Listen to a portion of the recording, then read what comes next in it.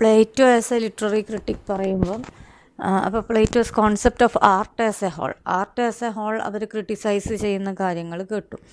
ഇനി പറയുന്നത് attack on poetry as well as attack on drama. അപ്പോൾ ഈ രണ്ട് literary genre of the time ഏറ്റവും കൂടുതൽ ഫ്ലറിഷ്ഡ് ആയിട്ടുള്ളത് അന്ന് അതാണ്. അപ്പം നമുക്കിപ്പോൾ ഇന്നത്തെ ടൈമിൽ ഒരു ലിറ്റററി ടൈപ്പ് അല്ലെങ്കിൽ ലിറ്റററി ജാനിനെ പറ്റി പറയുമ്പം പെട്ടെന്ന് ഓർമ്മ വരിക നോവലെല്ലാം ആണ്. പക്ഷേ നമുക്ക് തന്നെ അറിയാം, ഇപ്പോൾ ഇംഗ്ലീഷ് ലിറ്ററേച്ചറിലൊരു നോവൽ ഇവോൾവ് ചെയ്ത് വരാൻ വേണ്ടിയിട്ട് അത് 18th സെഞ്ച്വറി വരെ വെയിറ്റ് ചെയ്യേണ്ടി വന്നു. അതേസമയം മറ്റുള്ള ക്ലാസിക് ലാംഗ്വേജസിൽ ഓൾറെഡി നോവലുണ്ട്. പക്ഷേ എങ്കിൽ സ്റ്റിൽ ഇവർ പ്ലേറ്റോ അരിസ്റ്റോട്ടിലെല്ലാം അവരുടെ ഒരു ലിവിങ് ടൈം എന്ന് പറഞ്ഞാൽ ഇറ്റ് സെഞ്ച്വറീസ് ബാക്ക്, അതിനേക്കാൾ ഒരുപാട് മുന്നെയാണ്. അപ്പം അന്ന് ഫ്ലറിഷ്ഡ് ആയിട്ടുള്ള രണ്ട് ടൈപ്പ് ഓഫ് ആർട്ട് എന്ന് പറയുന്നത് അല്ലെങ്കിൽ ഇതൊക്കെയാണെന്ന് ചോദിച്ചു കഴിഞ്ഞാൽ പോയട്രിയും ഡ്രാമയുമാണ്. അപ്പം ആർട്ട് ആസ് എ ഹോൾ തന്നെയും പ്ലേറ്റോ വളരെ ഹാർഷ് ക്രിറ്റിസിസമാണ് പറയുന്നത്. പിന്നെ വെച്ചാൽ ആർട്ടിസ്റ്റ് റിമൂവ്ഡ് ഫ്രം റിയാലിറ്റി എന്ന് പറയുന്നിടത്ത് അപ്പോൾ അതിൻ്റെ ഓരോ ടൈപ്പിനെ പറ്റിയിട്ടും അവരുടെ ക്രിറ്റിസിസം എന്താണെന്നുള്ളതാണ് ഇനി അറിയേണ്ടത്. It's again Plato's criticism or attack on poetry. അപ്പോൾ അറ്റാക്ക് ഓൺ പോയട്രി ആണ്. അപ്പോൾ അത് under 3 title we have to discuss. അപ്പം എങ്ങനെയാണ് പോയട്രിയെ കണ്ടം ചെയ്യുകയാണ് ചെയ്യുന്നത്. ഇറ്റ്സ് ലൈക്ക് കണ്ടംനേഷൻ മീൻസ് കണ്ടം ചെയ്യുക എന്ന് പറഞ്ഞു കഴിഞ്ഞാൽ ഇറ്റ്സ് ക്രിട്ടിസൈസിങ് അല്ലെങ്കിൽ അതിനെ ഹെയ്റ്റ് ചെയ്യുന്നു. എന്തുകൊണ്ടാണ് അതിൻ്റെ 3 റീസൺസ് അത് 3 ടൈറ്റിലിൻ്റെ അണ്ടറിൽ പറയുവാണ്. Poetic first is about poetic inspiration, then comes the emotional appeal of poetry and the third one is the non moral character of poetry. ഈ 3 കാര്യങ്ങളും ഡിസ്കസ് ചെയ്യുമ്പോൾ അവർക്ക് പറയാനുള്ള എക്സ്പ്ലനേഷൻസ് ആണ് under attack on poetry on the part of Plato നമ്മൾ പറയുന്നത്.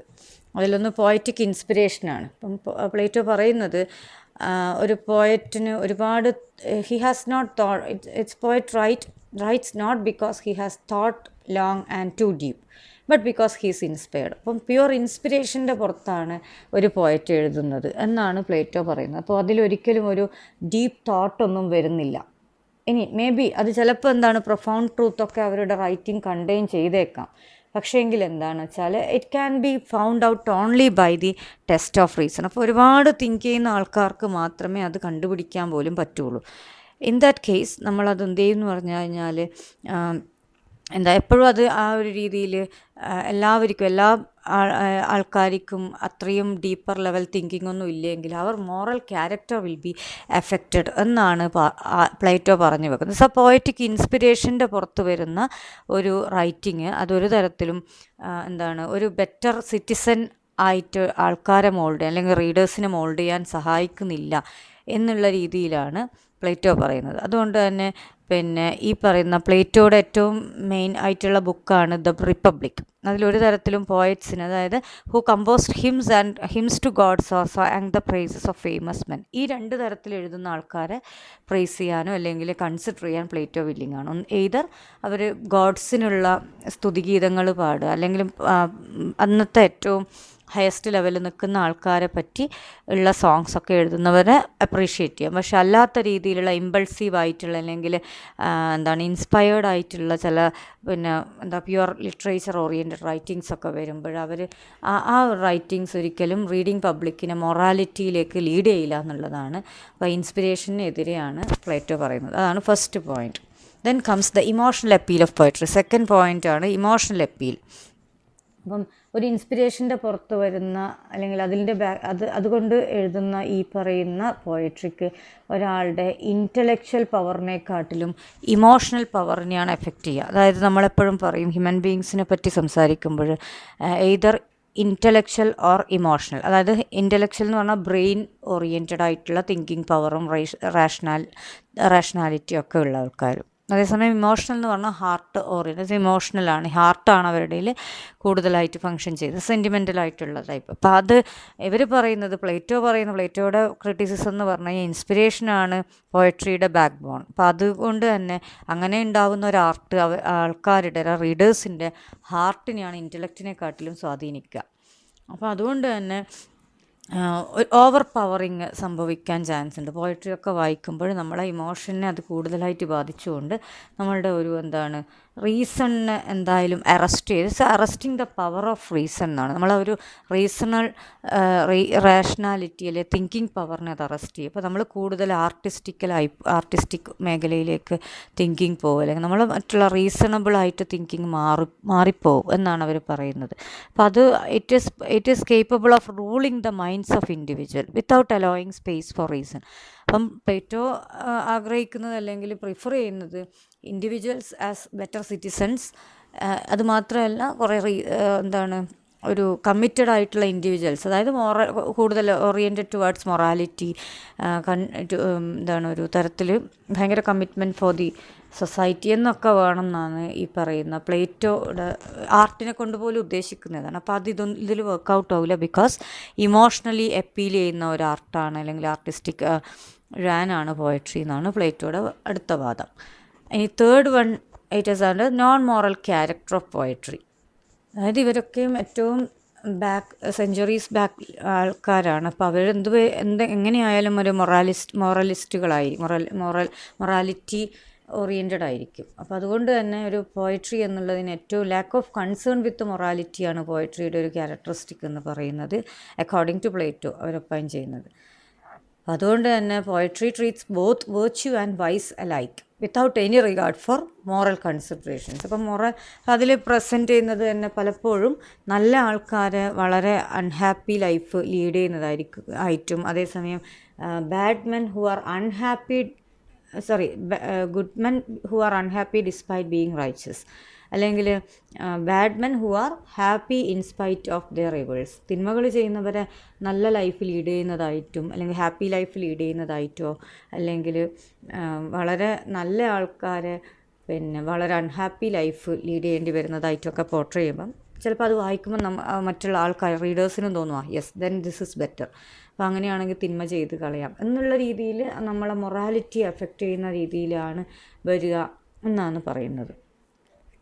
അപ്പം അതുകൊണ്ട് തന്നെ അവർ പറയുന്നത് writers are capable of demoralising the readers. അപ്പോൾ ആ ഹ്യൂമൻ സഫറിങ്സും ഡിസാസ്റ്റേഴ്സും ഒക്കെ വളരെ ഇതൊക്കെ ഈ രീതിയിൽ പറയും, സഫറിങ്സ്, ഡിസാസ്റ്റേഴ്സ് ഇതൊക്കെ പോർട്രേ ചെയ്യുന്നതിലൂടെ നമുക്ക് വി ആർ കൺഫ്യൂസ്ഡ് എന്നുള്ള രീതിയിൽ. അപ്പോൾ അതുകൊണ്ട് തന്നെ models of gods and heroes presented by writers are more likely to damage. മറ്റുള്ളവരെ കൺഫ്യൂസ് ചെയ്യുവാണ്, ഇതിലേതാണ് നല്ലത് ചീത്ത എന്ന് തിരിച്ചറിയാൻ പറ്റാത്ത രീതിയിൽ റീഡേഴ്സിനെ കൺഫ്യൂസ് ചെയ്ത് കളയും ഈ ആർട്ട് ഫോംസ് അല്ലെങ്കിൽ അതിൻ്റെ തീംസ് എന്നാണ് പ്ലേറ്റോ പറഞ്ഞു നിർത്തുന്നത്. അപ്പോൾ പ്ലേറ്റോയുടെ ക്രിറ്റിസിസത്തിൻ്റെ അറ്റാക്ക് മൂന്ന് ടൈറ്റിലിൻ്റെ അണ്ടറിൽ ഡിസ്കസ് ചെയ്തതിന് ശേഷം ദ ഫങ്ഷൻ ഓഫ് പോയട്രി എന്ന് പറഞ്ഞിട്ട് പറയുമ്പോൾ it's about Plato cannot conceive of art divorce from morality വേണം. പിന്നെന്താണ്, പ്ലഷർ മാത്രമല്ല പോയട്രിയുടെ ഫങ്ഷൻ അല്ലെ ആർട്ടിൻ്റെ function. He suggest truth as the test of poetry. അപ്പം കോൺട്രിബ്യൂഷനാണ് ഒരു നോളജ് അല്ലെങ്കിൽ വേർച്യു അല്ലെങ്കിൽ സൊസൈറ്റിക്ക് വേണ്ടി ട്രൂത്തും അല്ലെങ്കിൽ ടീച്ചിങ്ങും പ്രൊവൈഡ് ചെയ്യണം എന്നാണ് പ്ലേറ്റോ പറയുന്നത്. അല്ലാത്ത രീതിയിൽ എ ഗുഡ് ആർട്ടിസ്റ്റ് എന്ന് അവർ പറയണമെങ്കിൽ only so far as he's A good teacher. അപ്പം ആർട്ടിൻ്റെ ക്യാരക്ടറിസ്റ്റിക് അല്ലെങ്കിൽ നിയമം തന്നെ അല്ലെങ്കിൽ അതിൻ്റെ അജണ്ട തന്നെ ടീച്ചിങ് ആയിരിക്കണം, നോട്ട് അറ്റ് ഓൾ പ്ലഷർ എന്നുള്ള രീതിയിലാണ് പ്ലേറ്റോ പോയട്രിയെ പറ്റി പറഞ്ഞു നിർത്തുന്നത്. ഓക്കെ, പ്ലേറ്റോ പോയട്രിയെ പറ്റിയുള്ള കാര്യങ്ങൾ പറയുന്നതിന് ശേഷം പിന്നെ അന്നത്തെ ഫ്ലറിഷിംഗ് ആയിട്ട് വന്നുകൊണ്ടിരുന്ന ഒരു ജാനാണ് ഡ്രാമയെ പറ്റിയും ഏകദേശം ഇതേ മോഡലുള്ള പോയട്രിയെ പറ്റിയുള്ള അതേ മോഡലുള്ള സെയിം അറ്റാക്ക് തന്നെയാണ് പ്ലേറ്റോ പറയുന്നത്. Like poetry is also the product of inspiration. ഡ്രാമയായാലും and is emotional in its appeal as also unconcerned with morality. മെയിനായിട്ടുള്ള ക്രിറ്റിസിസം ഏത് ആർട്ടിന്മേലും പ്ലേറ്റോ പറയുന്നത് ഈ പറയുന്ന ഇമോഷണൽ അപ്പീലും മൊറാലിറ്റി എഫക്റ്റിംഗ് ചെയ്യുന്നു എന്നുള്ള രീതിയിൽ തന്നെയാണ്. പിന്നെ കുറച്ചുകൂടി ആർഗ്യുമെൻറ്റ്സ് അതിന് എഗെയിൻസ്റ്റ് വരുന്നു. കാരണം ഡ്രാമ എന്ന് പറയുന്നൊരു സ്റ്റേജിങ്ങും കൂടി വരുന്നതാണ് അപ്പാർട്ട് ഫ്രം റീഡിങ്. അപ്പോൾ അതിൻ്റെതായ കുറച്ച് എക്സ്ട്രാ കമൻസും കൂടി വരും, അല്ലെങ്കിൽ എക്സ്ട്രാ ക്രിറ്റിസിസം കൂടി വരും on behalf of it staging എന്ന് പറയുന്നൊരു തീമും അല്ലെങ്കിൽ ക്യാരക്ടറിസ്റ്റിക്കും കൂടി വെച്ചിട്ട്. എന്തായാലും എനിവേ ഡ്രാമയായാലും under 3 titles the criticism occurs. അതങ്ങനെ തന്നെയാണ്. അപ്പോൾ അതിൽ ഫസ്റ്റ് പോയിന്റ് എന്ന് പറഞ്ഞാൽ it's appeal to baser instincts. Second one is effect of impersonation, and the third one is tragic and comic pleasure. ഈ 3 ടൈറ്റിലിൻ്റെ അണ്ടറിലാണ് എബൌട്ട് ഡ്രാമ അല്ലെങ്കിൽ against drama Plato talks about. ശരിക്കും against എന്ന് തന്നെ പറയും. ആർട്ടിൻ്റെ ഏത് പാർട്ട്, ഏത് ഫീച്ചർ, ഏത് ടൈപ്പ് ആയി കഴിഞ്ഞാലും ഒരു തരത്തിലല്ലെങ്കിൽ വേറൊരു തരത്തിൽ അത് ക്രിട്ടിസൈസ് ചെയ്യുക തന്നെയാണ്, അല്ലെങ്കിൽ നെഗറ്റീവ്ലി ഉള്ള ആസ്പെക്ട്സ് തന്നെയാണ് മെയിനായിട്ട് പറയുന്നത്. അതിലൊന്ന് it's appeal to baser instincts ആണ്. അപ്പം അതിൽ ആദ്യത്തെ പാർട്ട് ഇതാണ്, ഈ പറഞ്ഞ സ്റ്റേജിങ് ആണ് അതിൽ ഒരു different characteristic from other works വരുന്നത് ഡ്രാമക്ക്. അപ്പം അതുകൊണ്ട് തന്നെ it has to please a heterogeneous multitude. Reading ആണെങ്കിൽ ഒരു ബുക്ക് ഒരാൾ സെലക്ട് ചെയ്യുന്നു, വായിക്കുന്നു. പക്ഷേ ഒരു ഡ്രാമ അല്ലെ അത് സ്റ്റേജ് ചെയ്യുമ്പോഴാണെങ്കിൽ മൾട്ടിറ്റ്യൂഡ് ഓഫ് ഒരു ഹെട്രോജീനിയസ് മൾട്ടിറ്റ്യൂഡാണ്, ഒരുപാട് ടൈപ്പ് ആൾക്കാരാണുള്ളത്. അപ്പം അതുകൊണ്ട് തന്നെ എല്ലാവരെയും സാറ്റിസ്ഫൈ ചെയ്യുന്ന രീതിയിൽ അല്ലെങ്കിൽ എല്ലാവർക്കും പറ്റുന്ന രീതിയിലുള്ള കാര്യങ്ങൾ ഇൻകോപ്പറേറ്റ് ചെയ്യാൻ വേണ്ടി അല്ലെങ്കിൽ അതും കൂടി ഉൾപ്പെടുത്താൻ ഡ്രമാറ്റിസ്റ്റ് എന്താ ചെയ്യാന്ന് പറഞ്ഞാൽ ലിമിറ്റേഷൻ ഓഫ് ക്വാറൽസസ്, ലാമെൻറ്റേഷൻ, മറ്റുള്ള ഫീച്ചേഴ്സ്, അതായത് കുറച്ചും കൂടി എൻ്റർടൈനിങ് ആയിട്ടുള്ള കുറച്ച് ഫീച്ചേഴ്സ് ഇവർ ആഡ് ചെയ്യും എന്ന് പറഞ്ഞാൽ ഡ്രമാറ്റിസ്റ്റ്. അപ്പോൾ അതിലെന്തൊക്കെ വരാമെന്ന് വെച്ച് കഴിഞ്ഞാൽ introduce quarrels, lamentation, tragedy and imitation of thunder and cries of beast in comedy. ഇപ്പോൾ ഇങ്ങനെ ഒരുപാട് കൂടുതൽ ഒച്ചപ്പാടും ബഹളവും ഒക്കെ ആക്കിയിട്ടുള്ള ഒരു സ്റ്റേജ് ഇഫക്ട്സ് ഒക്കെ ക്രിയേറ്റ് ചെയ്യാൻ വേണ്ടി ശ്രമിക്കും. In that case these devices would arouse the baser instincts of the individuals and develop bad taste. അപ്പം അങ്ങനെയുള്ള കാര്യങ്ങൾ കാണും. ഇപ്പം നമ്മളൊരു വളരെ മെലോഡിയസ് ആയിട്ടുള്ളൊരു സോങ് കേൾക്കുന്നത് പോലെ ആയിരിക്കില്ല, കുറച്ചും കൂടി അതിൻ്റെ ഓർക്കസ്ട്ര അല്ലെങ്കിൽ മറ്റുള്ള ഇൻസ്ട്രുമെൻ്റൽ എല്ലാം യൂസ് ചെയ്തിട്ടുള്ള കുറച്ച് എന്താ പറയുക, നമ്മുടെ ഭാഷയിൽ പറഞ്ഞാൽ അടിപൊളി ആയിട്ടുള്ള പാട്ടുകളൊക്കെ കേൾക്കുമ്പോഴുണ്ടാവുക. അപ്പം ഇൻ ദ സെയിം വേ ഇതുപോലെയുള്ള ഒരുപാട് സൗണ്ടും മറ്റേ സൗണ്ട് ഇഫക്ട്സ് ഒക്കെ ക്രിയേറ്റ് ചെയ്യുമ്പോൾ അപ്പം അത് ലാക്സിറ്റി ഇൻ ഡിസിപ്ലിൻ കോസ് ചെയ്യുന്നതാണ് പ്ലേറ്റോ ആർഗ്യൂ ചെയ്യുന്നത് അഗെയിൻസ്റ്റ് ഡ്രാമ. അപ്പോൾ അതുകൊണ്ട് തന്നെ such place have to be ruthlessly censored according to Plato. അതുകൊണ്ട് തന്നെ ഇത് വളരെ റൂത്ത്ലെസ് ആയിട്ട്, എന്ന് വെച്ചാൽ ഒരു മുഖം നോക്കാതെ ആരെഴുതിയെന്നോ ഒന്നും കൺസേൺ ചെയ്യാതെ തന്നെ അതെല്ലാം സെൻസർ ചെയ്തിരിക്കണമെന്നാണ് പ്ലേറ്റോ ആർഗ്യൂ ചെയ്യുന്നത്. അടുത്തതാണ് effect of impersonation. Okay, in that regard നമ്മൾ പരിശോധിക്കേണ്ടത് continuous impersonation of characters likely to have an impact on the actors എന്നാണ്. അപ്പം ഇതിൽ നമ്മൾ ഇപ്പോഴത്തെ അല്ലെങ്കിൽ ഒരു ഫിലിമിൻ്റെ ബാക്ക്ഗ്രൗണ്ടിൽ തിങ്ക് ചെയ്ത് കഴിഞ്ഞാൽ നമുക്ക് തന്നെ ഒരു കുറേ കോൺസെപ്റ്റ്സ് ഉണ്ട്. ഇന്നയാൾ എപ്പോഴും ഹീറോ ആണ്, ഇന്ന ഒരു നടൻ അല്ലെങ്കിൽ നടി, അവരെ നമുക്കെപ്പോഴും ഹീറോ അല്ലെങ്കിൽ ഹീറോയിൻ റോളിൽ കാണണം.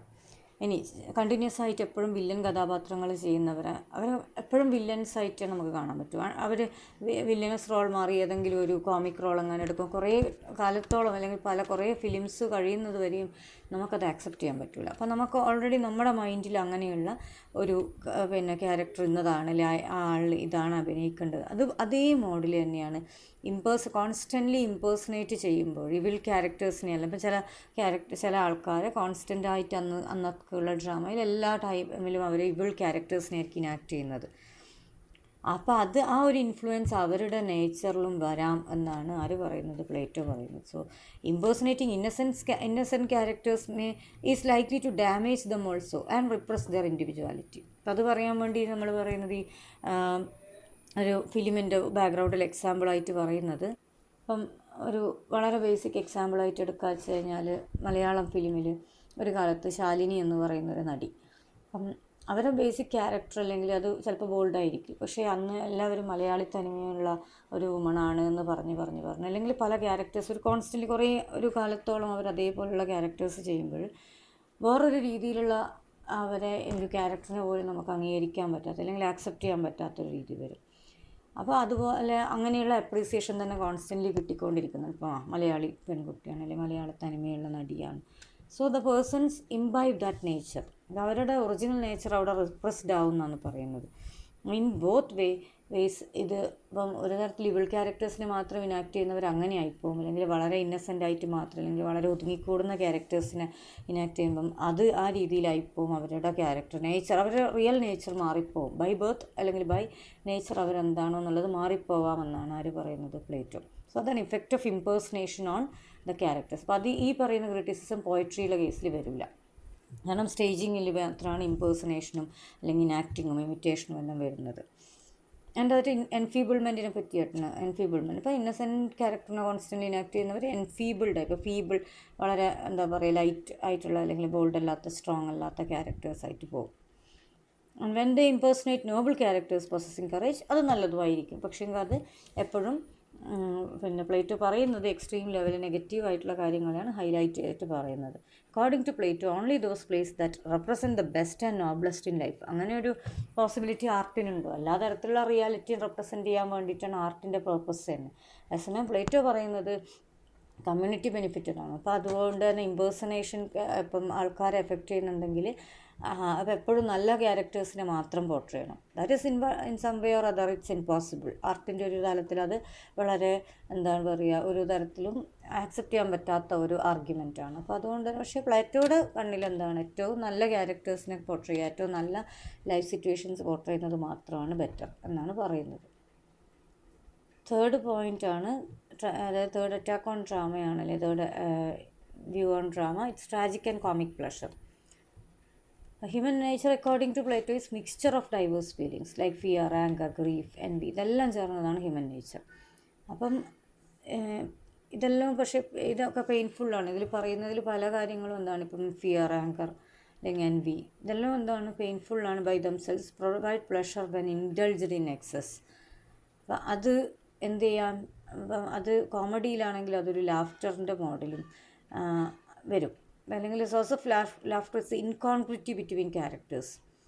ഇപ്പം അതിന് വേണ്ടിയിട്ടൊരു എക്സാമ്പിൾ പറയുകയെന്ന് വെച്ച് കഴിഞ്ഞാൽ, ഒരു ക്യാരക്ടർ ഇപ്പം വളരെ പിന്നെ ഫോർമലായിട്ട് കാണേണ്ട ഒരു ക്യാരക്ടർ, ഫോർ എക്സാമ്പിൾ ഒരു വലിയ ഒഫീഷ്യൽ വരുന്ന ഒരു സ്റ്റേജിൽ മേലെ കോമാളിയുടെ ഒരു ജോക്കറിൻ്റെ വേഷത്തിൽ വരുമ്പോൾ ആ ഒരു ഇൻകോൺഗ്രിറ്റി ആയിരിക്കും ചിലപ്പം ക്യാരക്ടറിൻ്റെ, അല്ലെങ്കിൽ നമ്മൾ ഒരു ഓഡിയൻസിൽ അത് ലാഫ്റ്റർ എഫക്റ്റ് ക്രിയേറ്റ് ചെയ്യുന്നത്. ലാഫ്റ്റർ തമാശ എന്നുള്ളൊരു സീനിന് ക്രിയേറ്റ് ചെയ്യാൻ വേണ്ടി മാത്രം ഈ രീതിയിലുള്ള ഇൻകോൺഗ്രിറ്റീസ് എല്ലാം കാണിക്കേണ്ടി വരിക.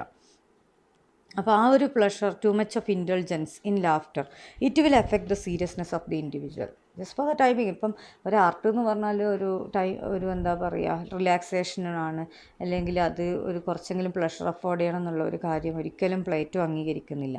അതുകൊണ്ട് തന്നെ സീരിയസ് ആയിട്ടുള്ള ഇൻഡിവിജ്വൽസ് ഇങ്ങനെയുള്ള ലാഫ്റ്റർ അല്ലെങ്കിൽ പിന്നെ പ്ലഷർ അഫോർഡ് ചെയ്ത് കഴിഞ്ഞാൽ ഭയങ്കര അത് അവരുടെ മോറൽ സോഷ്യൽ ഡെവലപ്മെൻറ്റിൽ എഫക്റ്റ് ചെയ്യുന്നുള്ള രീതിയിലാണ് പറയുന്നത്. And he tells that necessary to perform great deeds. ആൾക്കാരുടെ ഒരുപാട് നല്ല കാര്യങ്ങൾ ചെയ്യേണ്ട ടൈമാണ് ഇവർ, അല്ലെങ്കിൽ ടൈമും ആ ഒരു പോസിബിലിറ്റീസുമാണ് അവിടെ ഹിൻഡേർഡ് ആവുക എന്നൊക്കെയാണ് പറയുന്നത്. അപ്പോൾ കോമിക് ലവബിൾ ക്യാരക്ടേഴ്സ് അല്ലെങ്കിൽ നല്ല ക്യാരക്ടേഴ്സ് ആണെങ്കിൽ ഇറ്റ്സ് ഓക്കെ, ബട്ട് അത് തന്നെ വേണമെന്ന് പറയുന്നിടത്ത് നമ്മൾ ഒരു സൈഡ് ഓഫ് റിയാലിറ്റി ഇറേസ് ചെയ്യാൻ വരും. അപ്പോൾ അങ്ങനെ ആ മോഡൽ ചിന്തിക്കുമ്പോൾ പ്ലേറ്റോയുടെ ആർഗ്യുമെൻറ്റ്സ് മാത്രം എടുക്കുന്നിടത്ത് അത് ഇവരുടെ മാത്രം ഒപ്പീനിയനാണ്, ഇൻഡിവിജ്വൽ ഒപ്പീനിയനാണ്. പക്ഷേ അന്ന് പ്ലേറ്റോ ആണ് ഏറ്റവും കൂടുതൽ ഡിസ്കസ്ഡ് ആയിട്ടുള്ള ക്രിട്ടിക്, അല്ലെങ്കിൽ ഇമ്പാക്റ്റുള്ള, ഈ പറയുന്ന ഏരിയ ഓഫ് ക്രിറ്റിസിസത്തിൽ ഇമ്പാക്റ്റുള്ള ഒരു തിങ്കർ പ്ലേറ്റോ ആണ്. പ്ലേറ്റോയുടെ ഡിസൈപ്പിളായിട്ട് വരുന്നയാളാണ് അരിസ്റ്റോട്ടിൽ ആഫ്റ്റർ സം ഇയേഴ്സ്. അപ്പോൾ അതിൻ്റെതായ ഡിഫറൻസ് അവരുടെ തിങ്കിങ് ലെവലിലുണ്ടാവും. അരിസ്റ്റോട്ടിലും കുറേ കാര്യങ്ങൾ പറഞ്ഞു വെക്കുന്നുണ്ട്, ഇതേപോലെ തന്നെ പല ഡിഫറെൻറ്റ് ടൈപ്പ് ഓഫ് ആർട്ടിനും.